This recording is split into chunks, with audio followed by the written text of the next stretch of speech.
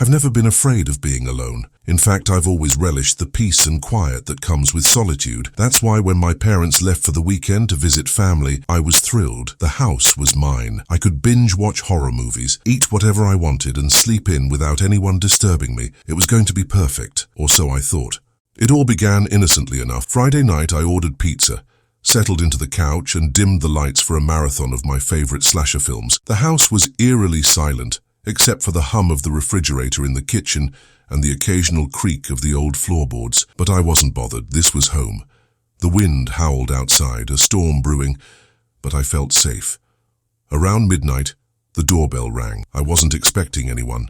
My heart jumped, but I shook my head at my own paranoia.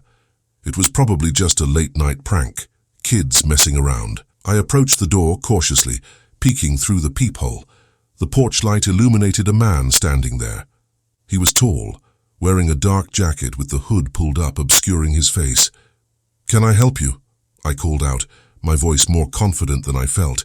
There was no answer. The man stood perfectly still. Chills prickled my skin. I backed away from the door, heart hammering, and grabbed my phone.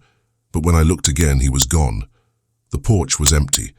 I locked the deadbolt and double-checked the back door. Everything was secure. Maybe it was just a delivery to the wrong house. I tried to convince myself it was nothing. Sleep didn't come easily that night. Every sound seemed amplified, the tapping of rain on the windows, the groan of the pipes. I kept imagining footsteps outside my room. I told myself it was my imagination. Still, I couldn't shake the feeling that I wasn't alone.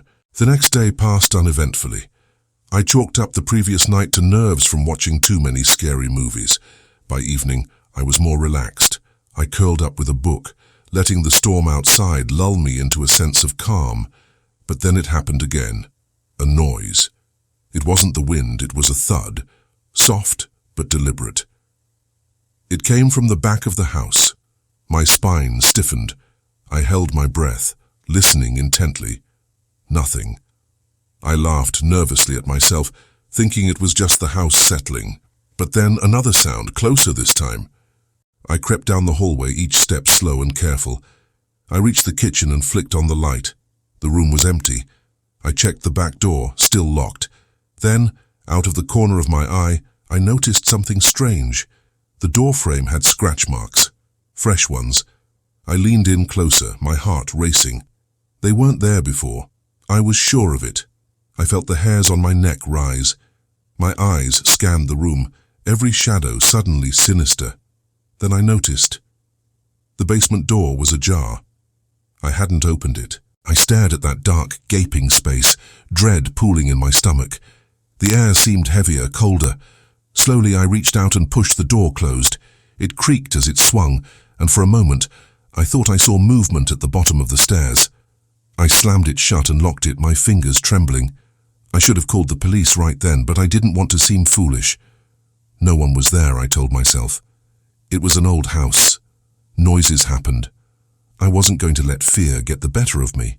I returned to the living room, trying to calm down. Hours passed, and eventually exhaustion took over. I fell asleep on the couch. I woke up to a sound that turned my blood to ice. A low, deliberate creak, the kind a floorboard makes when someone is stepping on it. It came from the hallway. I froze. The room was dark, except for the faint glow of the TV. My pulse thundered in my ears. Slowly, I turned my head toward the hallway. Shadows danced on the walls, but one was different. One was shaped like a person. I couldn't breathe. I sat there, paralyzed, as the shadow moved closer. The figure was tall, the outline of broad shoulders unmistakable. Whoever it was, they were standing just around the corner. I gripped my phone tightly, my hands slick with sweat, and dialed 911 as quietly as I could. I whispered into the receiver, barely making a sound. "Someone's in my house." The operator spoke calmly, asking questions, but I couldn't focus. My eyes were locked on the corner. The figure didn't move. Minutes felt like hours. Finally, red and blue lights flashed outside. The shadow vanished. I heard footsteps retreating quickly, too quickly. The police arrived, sweeping the house with flashlights. They found no one. But they did find something else.